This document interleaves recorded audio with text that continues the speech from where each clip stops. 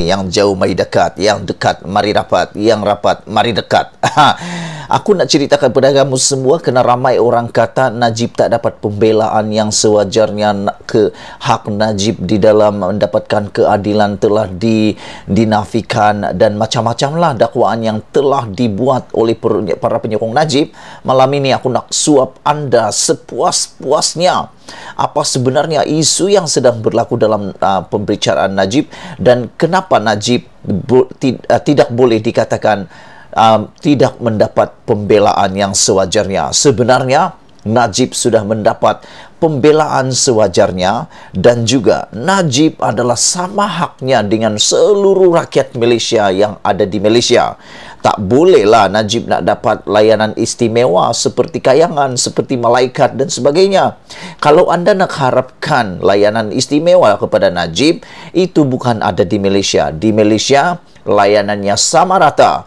Anda Perdana Menteri kah, Anda bukan Perdana Menteri kah, Anda bekas Perdana Menteri kah, Anda rakyat Malaysia yang biasa-biasa kah, atau siapapun Anda, harus diingat, kita semua sama rata, pukul rata mengikut undang-undang. Itu sebabnya malam ini aku nak sajikan kepada kamu semua sebenarnya apa sebenarnya kesilapan-kesilapan Najib yang menyebabkan bukan Najib yang dinafikan haknya, tetapi Najib sendirilah yang menyebabkan nasibnya menjadi malang. Pertama, Najib asik tukar. Kita boleh lagukan, membuat satu lagu mungkin. Najib tukar lah. Macam itulah. Boleh tukar. Tapi mahkamah tetap beri dia peluang. Masih kata tak adilkah? Ini. Kerana sebelum ini, dalam perbicaraan Najib waktu di Mahkamah Tinggi, Mahkamah Rayuan, anda mungkin masih ingat ada banyak kali Najib memohon perbicaraan ditangguhkan kerana masalah ini, masalah itu, dan dia pernah lagi mendapatkan pasportnya, pernah lagi dia pergi ke Singapura, pernah lagi macam-macam. Adakah itu bukan dikatakan keadilan? Itulah keadilan. Najib dapat yang sepatutnya. Bahkan rakyat Malaysia, para rakyat Malaysia pun ramai yang agak kecewa dulu waktu Najib dapat keistimewaan. Beliau dapat haknya pergi ke Singapura waktu anaknya bersalin. Walaupun beliau dalam keadaan yang sebenarnya susah untuk kemana-mana kerana pasportnya ditahan, tapi beliau dapat haknya. Selepas itu pergi pula bermain golf, jumpa pula dengan pemimpin di Singapura. Nah, itu yang disebabkan mengapa kita kata Najib sebenarnya sudah dapat haknya. Apalagi yang Najib mahu, sudah asik tukar dia punya peguam dan sebagainya, tapi mahkamah tetap beri dia peluang. Masih kata tidak adil ke? Ini yang dikatakan oleh Regi J.C. Ritauddin. Najib secara palsu mendakwa beliau mangsa keadaan atau ketidakadilan, walhal mahkamah amat bersabar dan memberinya peluang demi peluang untuk membela diri, meskipun beliau sentiasa menukar arah ke tahap mengelirukan.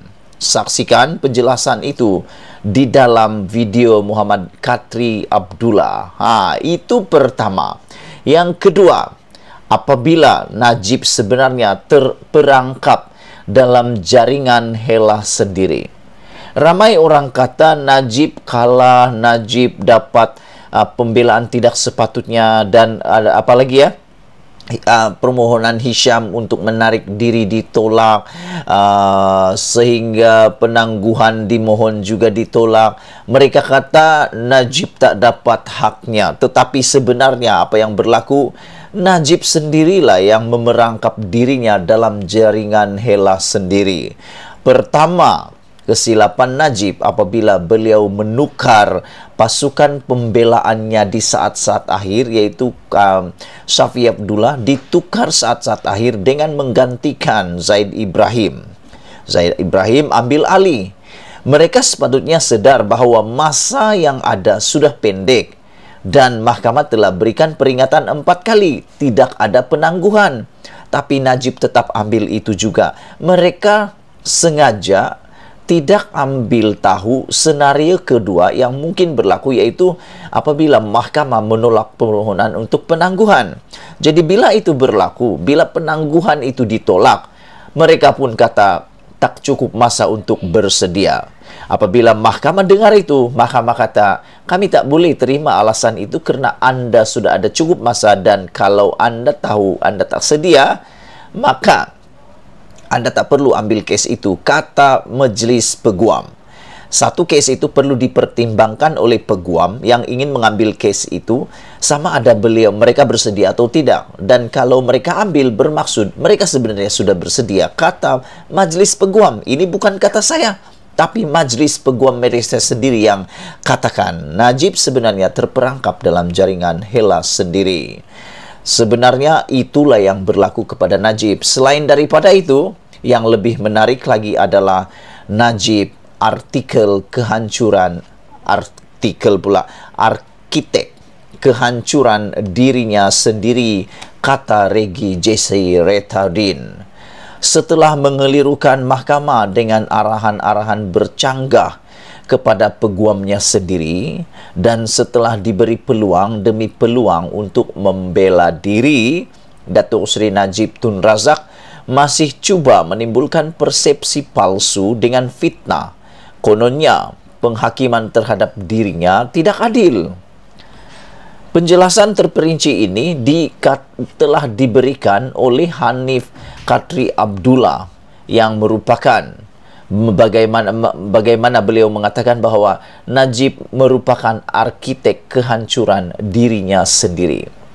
Sebenarnya bukan orang yang menghancurkan harapan Najib dalam perbicaraan rayuan di Mahkamah Persekutuan, tetapi Najiblah yang sendiri yang telah merancang sendiri. Tanpa beliau sedar, beliau merancang menghancurkan dirinya sendiri di dalam rayuan tersebut. Aku tak tahulah Najib tahu, dia sedar, ataupun kerana terlalu terdesak, beliau kurang sudah membuat pertimbangan yang waras. Saudara-saudara yang saya hormati sekalian, jangan terkejut jika mahkamah buat keputusan pada bila-bila masa bermula Selasa. Itu yang dikongsikan oleh penulis blog ini, Regi J.C. Ritaudin, apabila menurut Hanif, kalau panel 5 hakim Mahkamah Persekutuan sudah bersedia dengan keputusan, mereka boleh mengumumkan terus keputusan itu, yaitu yakinilah sudah 3 bulan setengah setiap daripada 5 hakim telah diserahkan salinan masing-masing 176 jilid berkaitan kes SRC bermula daripada Mahkamah Tinggi. Mereka sudah mula baca, malah mungkin sudah tamat baca. Jadi, saya tidak terkejut kalau dalam kes ini pada hari Selasa depan, seterusnya sehingga hari Jumaat, pada bila-bila masa mahkamah membuat keputusan, kata Ritaudin lagi. Ritaudin juga menulis, saya tidak terkejut kalau Mahkamah Persekutuan memberi keputusan seawal sebelum Hari Merdeka yang akan datang untuk menyampaikan keputusan terakhir muktamad untuk Najib Tun Razak. Saudara-saudara yang saya hormati, kluster mahkamah amat terdesak. Itulah yang berlaku pada saat ini. Rayuan terakhir SRC International Najib baru-baru ini juga telah mendapat kecaman daripada Majlis Peguam. Hal ini berlaku apabila Zahid, Majlis Peguam Malaysia, mengecam Presiden Datuk Seri Ahmad Zahid Hamidi dan timbalannya Datuk Seri Muhammad Hassan yang membuat kenyataan berkaitan keputusan Mahkamah Persekutuan dengan rayuan terakhir Datuk Seri Najib Razak membabitkan sabitan hukuman kes penyelewengan 42 juta dana SRC. Presiden Majlis Peguam Malaysia, Karen Che Lee Lian, berkata hakim dikehendaki melayan setiap orang dengan cara yang sama, sama ada dia adalah orang awam biasa atau bekas Perdana Menteri. Sebelum ini, Zahid membuat catatan di laman Facebooknya mengatakan bahawa keputusan Mahkamah Persekutuan menolak permintaan Najib untuk mengemukakan bukti baharu dalam rayuan terakhirnya boleh mencemarkan imej badan kehakiman. Sehari sebelumnya, Muhammad yang juga pemimpin nombor 2 UMNO telah membuat kenyataan yang sama mengatakan keadilan tergesa-gesa adalah keadilan yang terkubur.